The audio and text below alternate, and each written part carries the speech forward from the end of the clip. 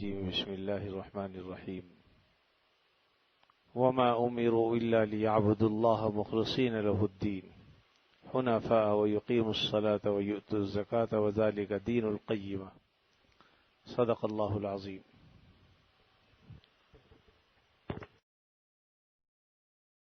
حاضرین محترم، قرآن مجید کی آیت کا ایک حصہ ہے جس کی تلاوت کی گئی ہے. دعا فرمائیے اللہ تعالیٰ بات کو صحیح طریقے پر کہنے کی، سننے کی، سمجھنے کی اور اس پر عمل کرنے کی توفیق عطا فرمائے. تمہید کے طور پر اس بات کو سمجھ لینا چاہیے کہ دنیا میں کوئی حرکت ایسی نہیں ہوتی جو بے مقصد کہلائی جائے. یعنی ہر حرکت کا کوئی نہ کوئی مقصد ہوتا ہے. انسان اپنے گھر سے چلتا ہے مسجد کے لیے تو یہ جو حرکت ہے اس کی، یقیناً اس حرکت میں مسجد تک پہنچنا ہی صرف نہیں ہے، اصل مقصود ہے نماز پڑھنا. بچہ گھر سے نکلتا ہے، اسکول جاتا ہے تو اس حرکت کا مقصد تعلیم حاصل کرنا. آدمی گھر سے نکلتا ہے، آفس پہنچتا ہے، فیکٹری جاتا ہے، مقصود ہے ملازمت اور ڈیوٹی پر جانا. اسی طریقے سے جتنی بھی حرکتیں ہیں، کوئی حرکت بے مقصد نہیں ہوتی، بلکہ ہر حرکت کا کوئی نہ کوئی مقصد ہوتا ہے. تو ہم یہ سوچیں کہ ہم جو اس دنیا میں جی رہے ہیں اور انسان کی حرکت کب سے شروع ہوئی ہے. انسان ایک طرف سے آیا ہے، دوسری طرف جا رہا ہے، تو یقیناً اتنی بڑی حرکت بے مقصد نہیں ہو سکتی. جب چھوٹی سی چھوٹی حرکت بھی کوئی نہ کوئی مقصد رکھتی ہے تو اتنی لمبی چوڑی حرکت یہ بے مقصد نہیں ہو سکتی. ہم اگر تھوڑا سا سوچتے ہیں تو بہت سے لوگ یہ سمجھتے ہیں کہ شاید ہماری حرکت اس وقت سے شروع ہوئی ہے جب ہم پیدا ہوئے، لیکن ایسا نہیں، بلکہ یہ حرکت اس سے بھی پہلے سے شروع ہوئی. اور اگر اس کو آپ اس طرح سے سمجھ لیں کہ اللہ رب العزت نے جب روحوں کو جمع کیا اور اللہ رب العزت نے حضرت آدم علیہ السلام کی پشت پر اپنا ہاتھ مارا. ہاتھ مارنا ہمارے ہاتھ کی طرح نہیں ہے، بلکہ کیونکہ اللہ تعالیٰ جسم اور جسمانیت سے پاک ہے، اپنی شان کے مناسب، اپنے شان کے لائق. اس سے یہ ہوا کہ داہنی جانب جب پشت پر ہاتھ مارا تو اس سے جتنی اولاد جنتی تھی وہ ساری کی ساری قیامت تک جو آنے والی تھی وہ نکل آئی. اور جب بائیں جانب ہاتھ مارا تو روحوں کی شکل میں جو چونٹیوں کی شکل میں تھی، قیامت تک آنے والی روحیں وہ چونٹیوں کی شکل میں یعنی وہ جو دوزخ میں جانے والی تھی وہ نکل آئیں. اللہ رب العزت نے جب ان کو سب کو جمع کر دیا ایک میدان میں تو اس وقت اللہ تعالیٰ نے فرمایا الست بربکم، کیا میں تمہارا رب نہیں ہوں؟ تو سب روحوں نے ایک دوسرے کی طرف دیکھا کہ کیا جواب دیں. تو سب سے پہلے نبی کریم صلی اللہ علیہ وسلم کی روح نے کہا کہ بلا بلا، کیا آپ ہمارے رب ہیں؟ جب انبیاء علیہ السلام کی روحوں نے یہ سنا تو انہوں نے بھی کہا بلا بلا بلا. اور جب لوگوں نے دیکھا کہ انبیاء علیہ السلام زبان سے یہ کہہ رہے ہیں تو باقی لوگوں نے بھی کہا بلا بلا بلا، کیا آپ ہمارے رب ہیں. تو بہرحال یہ عہد الست کہلاتا ہے. جب اللہ تعالیٰ نے روحوں کو جمع کیا اور جمع کر کے ان سے یہ عہد لیا کہ الست بربکم، کیا میں تمہارا رب نہیں ہوں، تو جتنی روحیں تھیں سب نے کہا بلا، آپ ہمارے رب ہیں. بلا کے عربی کا لفظ ہے یہ، جس کے معنی ہوتے ہیں جی ہاں، جی ہاں. شہیدنا، ہم گواہی دیتے ہیں، یعنی آپ ہی ہمارے رب ہیں، ہم اس پر گواہ ہیں. اللہ تعالیٰ آگے فرما رہے ہیں ان تقولوا یوم القیامت انا کنا عن ھذا غافلین، ایسا نہ ہو کہ قیامت کے دن تم یہ کہہ بیٹھو کہ صاحب ہمیں تو پتہ ہی نہیں تھا کہ ہمارا رب کون ہے.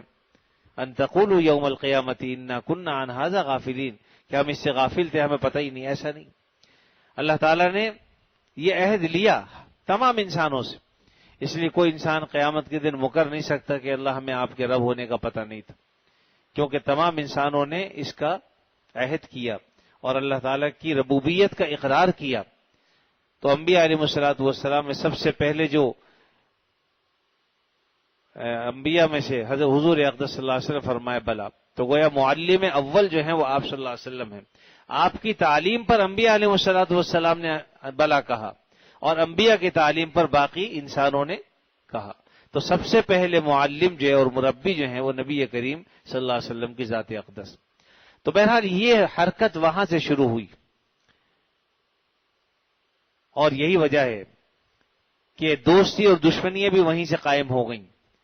جن روحوں کے چہرے ایک دوسرے کی طرف تھے ان کے دلوں میں ان کے آپس میں محبتیں قائم ہو گئیں، اور جن کی پشتیں ایک دوسرے کی طرف تھیں ان میں عداوت اور دشمنی پیدا ہو گئی.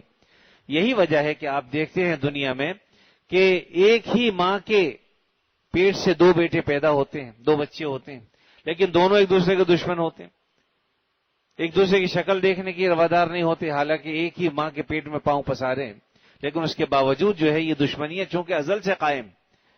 اور اسی طریقے سے بعض دیکھتے ہیں کہ ایک شخص افریقہ سے آیا، ایک امریکہ سے آیا، دونوں اچانک آ کے ایک جگہ ملے اور دونوں میں ایسی محبت قائم ہو گئی کہ پوچھیے مت. تو اصل میں یہ بھی اسی محبت کا اثر ہے جو عالم ارواح میں قائم ہوا. حتیٰ کہ یہاں تک حدیث میں آتا ہے کہ جو جوڑے دنیا میں بننے تھے یعنی میاں بیوی کی شکلوں میں، وہ وہاں پر بھی یعنی عالم ارواح میں بھی ساتھ ساتھ کھڑے تھے. تو یہ طے ہو گیا تھا کہ بھئی اس نے اس کی بیوی بننا ہے، اس نے اس کا شوہر بننا ہے. تو اسی لیے تو کہتے ہیں کہ آسمانوں پر جوڑے طے ہوتے ہیں. تو اصل مقصد یہی ہے کہ جو عالم ارواح میں جو اللہ نے فیصلہ فرما دیا اس کے اثرات ہم دنیا میں دیکھتے ہیں. بہرحال اصل مقصد بتلانا یہ ہے کہ یہ جو اتنی بڑی حرکت ہے، ہم صرف یہ حرکت اپنی ماں یعنی پیدا ہونے سے ہی شروع نہ کریں، بلکہ عہد الست سے عالم ارواح میں جب اللہ نے جمع کیا تھا اس وقت سے یہ حرکت جاری ہے. اور جب یہ اللہ تعالیٰ نے اپنی ربوبیت کا اقرار کرا لیا تو یہ تمام روحیں واپس حضرت آدم علیہ الصلوۃ والسلام کی پشت میں چلی گئیں، اور پھر اس کے بعد منتقل ہوتے ہوتے یعنی باپ در باپ، اور اسی طرح باپ سے پھر ماں کی طرف یہ ارواحیں منتقل ہوئیں. اور جب بھی منتقل ہوئیں پہلے سے زیادہ ترقی کی شکل میں منتقل ہوئیں. گویا ابتدا میں تو بالکل چیونٹیوں کی شکل میں تھی، لیکن جب انسان ماں کے رحم میں پیدا ہوتا ہے، بڑا ہوتا ہے، تو اس کا وجود بڑا ہو جاتا ہے، یقیناً چیونٹی سے بہت بڑا ہوتا ہے. تو دنیا میں آتا ہے، یہ حرکت ہی ہے جو چل رہی ہے مسلسل یہاں تک کہ اس دنیا میں آتا ہے، اور اس دنیا میں پھر اس کا وجود اور بڑا ہوتا ہے، یہاں تک کہ جب اپنے اپنے وقت پورا کر کے کوئی 40 سال کو 50 سال کوئی 10 سال کوئی 1 منٹ کوئی 1 سیکنڈ دنیا میں گزار کر جب اس دنیا سے جاتا ہے تو وہ اور زیادہ ترقی کی شکل میں ہوتا ہے کہ وہ عالم برزخ میں چلا جاتا ہے. بظاہر ہم عالم برزخ سمجھتے ہیں قبر کے اس 1.5 گز کی جگہ کو کہ جس میں انسان کو دفنایا جاتا ہے، حقیقت میں ایک ظاہری شکل ہے اس کی، ورنہ عالم برزخ جو ہے وہ اس دنیا سے بڑا ہے، ہزاروں لاکھوں گنا بڑا ہے. یہی وجہ ہے کہ حدیث میں آتا ہے کہ انسان جب قبر میں چلا جاتا ہے بعض اوقات اس کے لیے جہنم کی کھڑکی کھول دی جاتی ہے، بعض اوقات جنت کی کھڑکیوں میں سے کچھ کھل جاتا ہے. تو لیٹا ہوا بیٹھا ہوا جس حال میں بھی عالم برزخ میں کبھی تو جنت کا مشاہدہ کر رہا ہوتا ہے اور وہاں کی ہواؤں میں مست ہوتا ہے، اور دوسری طرف یہ ہوتا ہے کہ دنیا میں انسان جو اس کے لیے دعائیں کر رہے ہوتے ہیں، ایصال ثواب کرتے ہیں، تو وہ ثواب بھی اسے پہنچتا رہتا ہے. تو گویا عالم برزخ ایسا عالم ہے کہ اس کا پورا تعلق آخرت سے بھی نہیں ہے اور دنیا سے بھی نہیں ہے، بلکہ درمیان کا عالم. یہی وجہ ہے کہ یہاں کے ایصال ثواب اسے وہاں پہنچتے رہتے ہیں اور جنت کی ہوائیں بھی اسے وہاں پہنچتی رہتی ہیں. یہی وجہ ہے کہ حدیث میں آیا کہ جب انسان اپنے سوالوں کے صحیح جواب دے دیتا ہے تو اللہ تعالیٰ فرماتے ہیں کہ تم اس کے لیے جو ہے جنت کا لباس جو ہے اس کو پہنا دو، اور جنت کے جو ہے وہ بستر اس کے لیے لگا دو، اور جنت کی جو ہے فرش بچھا دو. یہ اسی صورت میں ہوتا ہے یقیناً. اور حدیث میں آتا ہے کہ پھر اس کی قبر کشادہ کر دی جاتی ہے، یہاں تک کہ حد نظر تک جہاں تک وہ دیکھ سکتا ہے اس کی قبر کشادہ ہو جاتی ہے. تو ظاہری اعتبار سے تو ہم یہ سمجھتے ہیں کہ یہ چھوٹا سا گڑھا ہے، لیکن اس کی حقیقت اللہ رب العزت جانتے ہیں. اور جو شخص اس قبر میں جاتا ہے، اس عالم میں جاتا ہے، تو یقیناً وہ عالم اس دنیا کے عالم سے کئی گنا بڑا ہے. اور اس کے بعد پھر عالم برزخ سے انسان جب منتقل ہوگا قیامت کے عالم میں تو وہ عالم برزخ سے لاکھوں گنا بڑا ہے. اور یہاں تک کہ پھر انسان جب جنت میں جاتا ہے تو وہ آدم تو دنیا یہ یوں کہہ لیے 10 گنا، ایک شخص کو حصے میں جو جنت آتی ہے وہ اس دنیا کے 10 گنا، اس دنیا سے 10 گنا بڑی ہوتی، اس سے آپ اندازہ لگا لیجیے۔ تو گویا یہ حرکت ہے جو مسلسل چل رہی ہے۔ سوال یہ پیدا ہوتا ہے کہ یہ اتنی بڑی حرکت جو عالم الست سے چل رہی ہے کس مقصد کے لیے ہے؟ کیا ہمارا مقصد حرکت سے کھانا کھانا ہے، روٹی کھانا ہے؟ تو یہی اگر مقصد ہو تو یہ مقصد تو جانور بھی پورا کرتے، ہم سے زیادہ بھینس کھانا کھاتی، ہم سے زیادہ ہاتھی کھاتا ہے، ہم سے زیادہ شیر کھا لیتا ہے۔ ہم اگر کہیں کہ صاحب ہم بکرے کھاتے ہیں تو وہ بھی ہرن کھاتا ہے، وہ اصلی حالت میں کھاتا ہے، ہم تو مسالوں میں بھون بھان کے اس کی شکل ہی بگاڑ دیتے ہیں۔ اگر ہم کہیں کہ مرغ کھاتا ہے تو وہ مرغے جو ہیں وہ بلیاں بھی کھا جاتی ہیں۔ تو بات یہ ہے کہ انسان صرف کھانے کے لیے تو پیدا نہیں ہوا، اتنی بڑی حرکت کا مقصد صرف کھانا، یہ تو بہت معمولی سی بات ہے۔ اس لیے ہمارا مقصد کھانا نہیں، آج ہم انسانوں نے اس دنیا کے اندر صرف جینے کا مقصد کھانا ہی سمجھا ہوا ہے، کھائے پیے مر گئے، اس کے علاوہ کچھ نہیں۔ تو یہ بہت معمولی مقصد۔ بات یہ ہے کہ انسان کھانے سے تو مر سکتا ہے، نہ کھانے سے نہیں مرتا، عموماً ایسی بات ہے۔ بہت زیادہ کھانے سے انسان مر جاتا ہے، ہیضہ ہو جاتا ہے، مختلف چیزیں اس کو ہو جاتی ہیں، لیکن اگر نہ کھائے تو اس سے پھر بھی انسان زندہ رہ سکتا ہے۔ تو اس لیے کھانا مقصد نہیں ہو سکتا۔ اسی طریقے سے اور بہت ساری چیزیں ہیں جو پیش کی جا سکتی ہیں، کیا یہ مقصد ہے، کیا وہ مقصد ہے، لیکن حقیقت یہ ہے کہ وہ ساری چیزیں معمولی ہیں۔ اللہ تعالیٰ نے قرآن مجید میں ہمیں اس دنیا میں جو پیدا کیا ہے وہ ہمارے مقصد کو جو ہے ظاہر بھی کیا ہے۔ وَمَا خَلَقْتُ الْجِنَّ وَالْإِنسَ إِلَّا لِيَعْبُدُونَ۔ میں تفصیل میں نہیں جانا چاہتا، اس لیے میں نے باقی چیزیں چھوڑ دی ہیں، انشاءاللہ کسی وقت اللہ نے چاہا تو پھر میں اس کو ذکر کروں گا۔ قرآن مجید میں اللہ نے فرمایا وَمَا خَلَقْتُ الْجِنَّ وَالْإِنسَ إِلَّا لِيَعْبُدُونَ۔ ہم نے انسانوں اور جنوں کو جو پیدا کیا ہے وہ اپنی عبادت کے لیے پیدا کیا ہے۔ اس سے یہ پتہ چلا کہ مقصد تخلیق انسان جو ہے وہ اللہ کی عبادت ہے، یعنی ہماری پیدائش کا مقصد یہ ہے۔ اب عبادت تو فرشتے بھی کرتے تھے، لیکن یقیناً ہماری جو عبادت ہے وہ اور طرح کی ہے، فرشتوں کی عبادت اور طرح کی ہے۔ یا آپ کئی مرتبہ سن بھی چکے ہیں کہ فرشتے جو عبادت کرتے ہیں تو اللہ نے ان کو پیدا ہی عبادت کے لیے اس اعتبار سے کیا ہے کہ ان میں کوئی خواہشات نفسانی نہیں، لیکن انسانوں میں خواہشات نفسانی کا بھی جذبہ رکھا ہے۔ ہم گناہ کرنے کی بھی طاقت ہے، نیکی کرنے کی بھی طاقت ہے، لیکن فرشتوں میں صرف نیکی کرنے کی طاقت ہے، گناہ کرنے کی ان میں طاقت ہی نہیں۔ ان کو جو حکم دے دیا گیا وہ تو اپنے حکم کو بجا لاتے ہیں، اس کے سوا وہ کچھ کر ہی نہیں سکتے۔ اس لیے ان کی عبادت اللہ کے یہاں اتنی اہم نہیں ہے جتنی کہ انسان کی ہے، کیونکہ انسان کو اللہ رب العزت نے اختیار بھی دیا ہے، وہ چاہے تو اپنے اختیار سے عبادت کر سکتا ہے، وہ چاہے تو اس عبادت سے فرار بھی اختیار کر سکتا ہے۔ چنانچہ بہت سے انسان ہیں جو نہیں کرتے عبادت، اللہ کے حکموں کی پابندی نہیں کرتے، اور بہت سے ایسے ہیں کہ جو اللہ تعالیٰ کے حکموں کو یعنی سر منہ بھی فرق نہیں آنے دیتے، پلک بھی نہیں جھپکتے۔ تو اس لیے انسان جو عبادت کرتا ہے اس کا درجہ بہت بلند۔ اسی لیے کسی نے کہا کہ فرشتوں سے بہتر ہے انسان بننا، مگر اس میں ہوتی ہے محنت زیادہ۔ بظاہر انسان جو ہے وہ فرشتے تو ہم اس کو کہتے ہیں جو بالکل معصوم ہوں گناہوں سے، لیکن انسان کا ایسا معاملہ نہیں ہے۔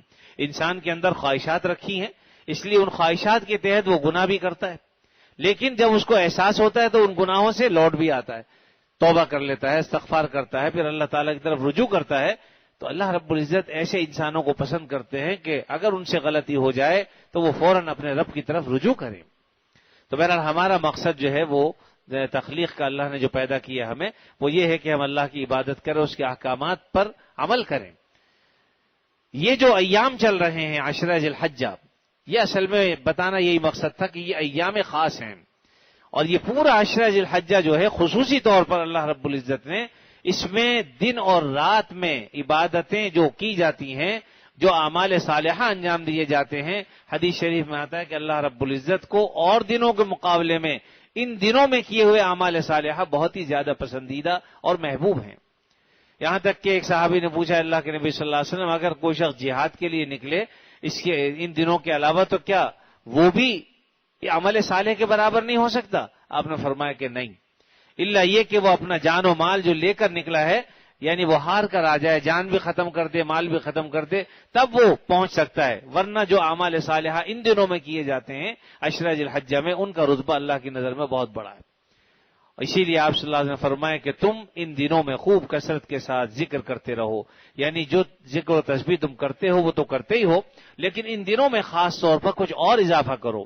سبحان اللہ، الحمدللہ، لا الہ الا اللہ، اللہ اکبر، لا حول ولا قوت الا باللہ العلی العظیم، درود شریف، جو بھی استغفار کثرت کے ساتھ پڑھنا چاہیے، کیونکہ ان دنوں میں پڑھنے کی بڑی فضیلت۔ اور میں نے بتایا تھا ایک مثال کے طور پہ عرض کر دوں، جیسے کہ آپ نے فرمایا، صحابہ کرام سے پوچھا کہ تم میں سے کوئی ایسا شخص ہے کہ روزانہ احد پہاڑ کے برابر ثواب حاصل کر لیا کرے؟ تو صحابہ میں سے پوچھا لوگوں نے کہ اللہ کے نبی، کیا ہم میں سے کسی میں اتنی طاقت ہے؟ کیونکہ احد پہاڑ تو معمولی نہیں ہے، احد پہاڑ تو بہت بڑا ہے، تو کیا ہم میں اس کی طاقت ہے کہ ہم احد پہاڑ جتنا ثواب روزانہ حاصل کر لیں؟ فرمایا کیوں نہیں؟ تو صحابہ نے پوچھا اس کی کیا صورت ہے؟ آپ نے فرمایا کہ ایک مرتبہ دل سے سبحان اللہ کہنا یہ احد پہاڑ سے زیادہ ثواب رکھتا ہے، اور ایک مرتبہ الحمدللہ کہنا، یا ایک مرتبہ اللہ اکبر کہنا، یا لا الہ الا اللہ کہنا، یہ احد پہاڑ سے زیادہ ثواب رکھتا ہے۔ تو بات یہ ہے کہ جب ہم اللہ تعالیٰ کی طرف دیکھتے ہیں، اس کی قدرت کو دیکھتے ہیں، تو یقیناً وہ قادر ہے کہ اپنے بندوں کو احد پہاڑ سے بھی زیادہ اجر و ثواب عطا فرمائے۔ بات ساری ہے اخلاص پر، اخلاص کے ساتھ اللہ رب العزت کی عبادت کی جائے۔ تو جب آدمی عبادت اخلاص کے ساتھ کرتا ہے، اللہ تعالیٰ اس کے نتائج بھی ایسی مرتب فرماتے ہیں۔ اسی طرح حدیث میں آتا ہے کہ دن میں روزہ رکھنا 1 سال کے روزے رکھنے کے برابر ہے۔ تو یہ دن اب چل رہے ہیں، یعنی 9 ذی الحج تک، کیونکہ 10 ذی الحج کو روزہ رکھنا جائز نہیں، 10، 11، 12، لیکن ان 9 دنوں میں ہر دن کا روزہ 1 سال کے روزے کے برابر۔ اور پھر 9 تاریخ کو جو روزہ آپ رکھیں گے، یعنی عرفے کا روزہ، حدیث میں آتا ہے کہ 1 سال گزشتہ اور 1 سال آئندہ کے اللہ تعالیٰ اس سے گناہوں کو معاف فرما دیتے ہیں۔ تو اس لیے انسان کو چاہیے ایسے اعمال کی طرف حریص ہو۔ وَفِي ذَلِكَ فَلْيَتَنَافَسِ الْمُتَنَافِسُونَ، یہ ہے وہ میدان جس میں انسانوں کو کوشش کرنی چاہیے، بجائے اس کے کہ ہم کوشش کرتے ہیں کہ مال میں آگے بڑھ جائیں، کار میں آگے بڑھ جائیں، کوٹھی میں آگے بڑھ جائیں، فیکٹری ہماری اس سے زیادہ حسین ہو جائے، خوبصورت ہو جائے، مال ہمارے پاس دوسرے سے زیادہ آ جائے، اور اس چکر میں ہم دوسرے کو جو ہے وہ گرا بھی دیتے ہیں، اس کے سینے پہ بھی چڑھ جاتے ہیں، اس کو قتل بھی کر دیتے ہیں، اس کا خون بھی کر دیتے ہیں۔ یہ سارے کام ان چیزوں میں تو ہم حرص کرتے ہیں، لیکن جو میدان ہے حرص کرنے کا، اس میدان میں ہم دوڑنے کے لیے تیار نہیں۔ تو اصل یہ جو عشرہ ذی الحجہ چل رہا ہے، یہ بڑا بابرکت مہینہ ہے اور بہت ہی بابرکت دن ہے۔ اور اس رات میں آپ چاہے عشاء کی نماز جماعت سے پڑھ لیں، صبح فجر کی جماعت سے پڑھ لیں، اور کچھ وقت اگر اللہ تعالیٰ دیں تو اس کا عبادت کر لیں۔ حدیث میں آتا ہے کہ ہر رات، یعنی ان 10 راتوں کا ثواب، یکم ذی الحج سے لے کر 10 ذی الحج تک، جس کا ذکر اللہ نے قرآن مجید میں بھی کیا ہے، والفجر ولیال عشر، قسم کھائی اللہ نے ان 10 راتوں کی۔ تو ان 10 راتوں میں جاگ کر عبادت کرنا، ہر رات کا اجر و ثواب ایسا ہے جیسا کہ آدمی شب قدر کو جاگ کر ثواب حاصل کرتا ہے۔ شب قدر کی رات تو کبھی پاتا ہے انسان، کبھی نہیں پاتا، لیکن یہ تو یقینی اجر و ثواب حاصل کرے گا۔ اس لیے ان دنوں کو اور ان راتوں کو ضائع نہیں کرنا چاہیے۔ اگر ساری رات آدمی نہیں جاگ سکتا، جتنی اللہ تعالیٰ توفیق دے دے اتنی ہی عبادت کر لیا کرے۔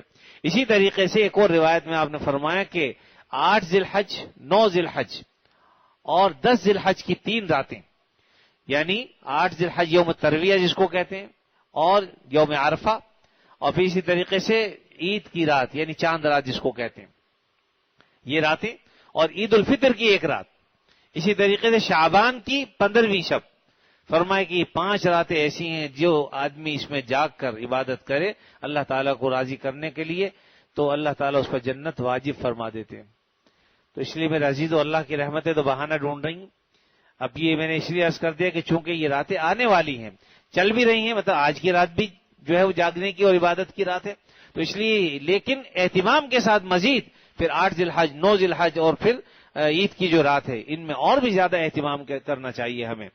تو اس لیے یہ باتیں عرض کر دی جاتی ہیں تاکہ جو لوگ اس میں عبادت کرنا چاہیں ان کے لیے میدان موجود ہے، اور ہمارا مقصد تخلیق بھی یہی ہے، وما خلقت الجن والانس الا لیعبدون، ہم نے انسانوں اور جنوں کو اپنی عبادت کے لیے پیدا کیا ہے۔ تو اب جس کا جی چاہے دن اور رات میں، اور حدیث میں آتا ہے کہ اس دن میں روزہ رکھنے کا ثواب ایسا ہے جیسا کہ 1 سال کا روزہ رکھا۔ تو اب 1 سال کا روزہ، یعنی دنیا میں اگر ہم پتہ چلے کہ بھئی اگر تم آج ڈیوٹی پر آ گئے تو ہم 1 سال کی تنخواہ تمہیں دے دیں گے، تو فوراً پہنچ جائیں گے ہم، کیونکہ یہاں ہمیں پیسے ملتے ہوئے نظر آ رہے ہیں، لیکن یہ ثواب ایسی چیز ہے کہ ظاہری طور پہ ہمیں نظر نہیں آتی، لیکن میرے بھائی اصل میں حقیقت جب ہماری آنکھیں بند ہوں گی اور حقیقت میں جب کھلیں گی تو پتہ چلے گا کہ ثواب کی کیا اہمیت ہے۔ دیکھیے اس دنیا بہرحال ایک دن چھوڑ کے جانا ہے۔ آج جتنے لوگ یہاں بیٹھے ہوئے ہیں وہ کوئی ایک دن ایسا بھی تھا کہ دنیا میں تھے ہی نہیں، پھر اللہ نے اپنے فضل سے انہیں وجود بخشا، دنیا میں آ گئے۔ اب کوئی 10 سال کا ہے، کوئی 20 سال کا ہے، کوئی 50 سال کا ہے، کوئی 70 سال کا ہے، کچھ وقت پورا کر کے جا چکے۔ ہم بھی اپنا وقت کر رہے ہیں پورا، ہم بھی گزر رہے ہیں، چل رہے ہیں۔ اگر آپ دیکھیں تو اس طریقے سے ہم اپنی زندگی گزار رہے ہیں جس طرح برف کی ایک سلی ہوتی ہے تو وہ چاہے دیکھنے میں سلی نظر آ رہی ہوتی ہے لیکن مسلسل وہ گھل رہی ہوتی ہے۔ اسی طریقے سے ہماری عمر بھی مسلسل اب کم ہو رہی ہے، ختم ہو رہی ہے۔ ہم میں سے ہر ایک شخص چاہے وہ سوتا ہوا ہو چاہے جاگتا ہوا ہو، اپنی اپنی قبروں کی طرف، اپنے اپنے وقت کی طرف ہم بڑھ رہے ہیں، چاہے ہمیں اس کا ادراک ہو یا نہ ہو۔ کتنے لوگ ایسے ہیں کہ پتہ چلتا ہے کہ جی صبح تو ملاقات ہوئی تھی لیکن شام کو نہیں ہے موجود، ایسے کتنے لوگ ہیں۔ تو یقین ہم میں سے ہر ایک آدمی اپنی منزل کی طرف جا رہا ہے۔ تو ہماری جو حرکت ہے، یہ زندگی اللہ نے زندگی دی، لیکن اس کا ایک مقصد ہے، اس مقصد کو اب اگر ہم پورا کرتے ہیں تو کامیاب، لیکن اگر مقصد کو پورا نہیں کرتے تب بھی ہم اپنی منزل کی طرف رواں دواں ہیں، اور وہ ہے عالم آخرت۔ اس لیے ہمیں اپنی اپنی منزل کو جو ہے کامیابی سے ہمکنار کرنا چاہیے۔ اللہ رب العزت نے قرآن مجید میں بار بار ہمیں اس میں متنبہ فرمایا ہے کہ لوگوں تم جو ہے وہ جنت حاصل کرنے کی طرف دوڑو، یعنی ایسے اعمال کرو کہ جس سے جنت ملتی ہو، جس سے اللہ تعالیٰ راضی ہوتے ہوں۔ تو یہ ایام بڑے عظیم الشان ایام ہیں اور عظیم الشان راتیں ہیں، اور ان میں جو بھی عمل صالح انسان اختیار کرتا ہے اللہ کی نظر میں اس کو وہ بڑی سعادت والا ہوتا ہے، وہ شخص بھی اور وہ عمل بھی۔ اس لیے ہمیں چاہیے کہ ان دن اور راتوں کو ہم ضائع نہ کریں، اور یہ جو حرکت اللہ نے ہمیں دی ہے اس کو بامقصد کریں، بے مقصد حرکت ہماری نہ ہو۔ اللہ تعالیٰ اپنے فضل و کرم سے مجھے بھی، آپ کو اور تمام مسلمانوں کو اعمال صالحہ کی توفیق عطا فرمائے۔ خاص طور پر اس ماہ مبارک میں ہم اپنی اس حرکت کو با مقصد بنا لیں، اور چونکہ انہی ایام میں آگے چل کے 10، 11، 12 تاریخ کو قربانی بھی کی جاتی ہے، تو اس میں بھی اخلاص نیت کے ساتھ ہم قربانی کا جانور خریدیں اپنی استطاعت کے مطابق۔ لوگوں کی دیکھم دیکھی نہ کریں کہ صاحب وہ 10 لاکھ کا لایا تو میں 12 لاکھ کا لاؤں، یہ مقابلہ کرنے کی چیز نہیں ہے۔ اس میں عام طور پر ریاکاری ہو جاتی ہے، اس سے بچنا چاہیے، اور اللہ کے لیے عمل کریں جو بھی۔ اللہ تعالیٰ جو ہے وہ ہماری قربانیوں، نہ اللہ کو ہمارے خون کی ضرورت نہ اس کو گوشت کی ضرورت، اللہ تعالیٰ تو یہ دیکھتے ہیں کہ اخلاص کے ساتھ کون عمل کر رہا ہے۔ قرآن مجید میں اللہ نے فرمایا لن ینال اللہ لحومها ولا دماؤها ولکن ینالہ التقوی منکم، کہ اللہ کے پاس نہ تو تمہارا گوشت پہنچتا ہے قربانیوں کا اور نہ خون پہنچتا ہے، لیکن ینالہ التقوی، تقوی دیکھتے ہیں اللہ تعالیٰ تقوی کے ساتھ کون کر رہا ہے۔ تو اس لیے اپنی نیتوں کو درست کیجیے۔ بعض اوقات بڑے سے بڑا عمل نیتوں کی خرابی کی وجہ سے اللہ کی نظر میں مچھر کے پر کے برابر بھی حیثیت نہیں رکھتا۔ اس لیے ہم جب کوئی عمل کریں، اور بعض اوقات چھوٹا سا عمل ہوتا ہے لیکن اخلاص کی وجہ سے اللہ کی بارگاہ میں وہ اتنا اللہ تعالیٰ اس کو بڑھاتے ہیں کہ قیامت کے دن جب اس کا اجر و ثواب عطا فرمائیں گے تو انسان حیران ہو جائے گا کہ یا اللہ میں نے عمل تو چھوٹا سا کیا تو اتنا اجر و ثواب عطا فرمایا آپ نے۔ جیسا کہ میں نے یہ بتایا سبحان اللہ، اگر اخلاص کے ساتھ سبحان اللہ کہیں، الحمدللہ کہیں، بہت پہاڑ سے زیادہ ثواب، اور اللہ قادر ہے کہ اس سے بھی زیادہ دے، کتنا زیادہ دیں وہ اللہ تعالیٰ جانتے ہیں۔ تو اللہ تعالیٰ اپنے فضل و کرم سے ہمیں اعمال صالحہ کی توفیق عطا فرمائے، اور ہمارے اعمال میں اللہ تعالیٰ اخلاص عطا فرمائے۔ وآخر دعوانا الحمدللہ رب العالمین، الحمدللہ رب العالمین، والعاقبۃ للمتقین، والصلاۃ والسلام علی رسولہ الکریم سیدنا مولانا محمد وعلی آلہ واصحابہ اجمعین۔ اے اللہ اپنے فضل خاص سے ہمارے گناہوں کو معاف فرما، ہمیں عافیت نصیب فرما، ہر قسم کے شر سے، فتنوں سے اللہ ہماری حفاظت فرما، ہمارے بیماروں کو شفا عطا فرما، جو مقروض ہیں ان کے قرضوں کو ادا فرما، جو پریشان حال ہے ان کی پریشانیوں کو دور فرما۔ یا اللہ جب تک زندہ رہیں آپ صلی اللہ علیہ وسلم کی تعلیمات و ہدایات کے مطابق زندگی گزارنے کی توفیق عطا فرما۔ اے اللہ یہ جو ایام چل رہے ہیں اپنے فضل و کرم سے ان کی قدر کرنے کی ہمیں توفیق عطا فرما، ان راتوں کی قدر کرنے کی توفیق عطا فرما۔ ہمارے بہت سے مسجد کے نمازی بیمار ہیں، دعاؤں کے لیے آپ سے درخواست کی ہے، ان سب نے ان کے لیے دعا فرمائی، اللہ سب کو شفائے کامل عاجل عطا فرمائے۔ ایک بچہ جو یہاں ہمارے یہاں پڑھا کرتا تھا کسی وقت، اس کے بھی گردے کا آپریشن ہے، دعا فرمائی اللہ تعالیٰ کامیاب فرما دے، اور جو ہے انہیں جلد از جلد صحت یابی بھی عطا فرمائے۔ اسی طریقے سے ایک اور صاحب ہیں، ان کا ایکسیڈنٹ ہو گیا سعودی عرب میں، ان کا بھی آپریشن ہوا ہے، ان کے لیے دعا فرمائے، اللہ تعالیٰ انہیں جلد از جلد صحت یابی عطا فرما دیں، اور ہم میں، ہمارے عزیزوں میں، رشتہ داروں میں، اقارب میں، دوست احباب میں جو بھی بیمار ہیں، یا اللہ سب کو شفائے کامل عاجل عطا فرما، جب تک زندہ رہیں آپ صلی اللہ علیہ وسلم کی تعلیمات پر عمل کی توفیق عطا فرما، اور جب وقت آخر آئے خاتمہ ایمان پر فرما۔ صلی اللہ تعالی علی خیر خلقہ محمد وعلی آلہ واصحابہ اجمعین، آمین برحمتک یا ارحم الراحمین۔ یہ کتابیں مل رہی ہیں بھی، جو حضرات چاہیں وہ کتاب حاصل کر لیں اور اس کو پھر پڑھیں بھی، اور جب پڑھیں تو پھر اس کے بعد کسی اور کو آگے بڑھا دیں، تاکہ اس کا جو مقصد ہے وہ فائدہ حاصل ہو۔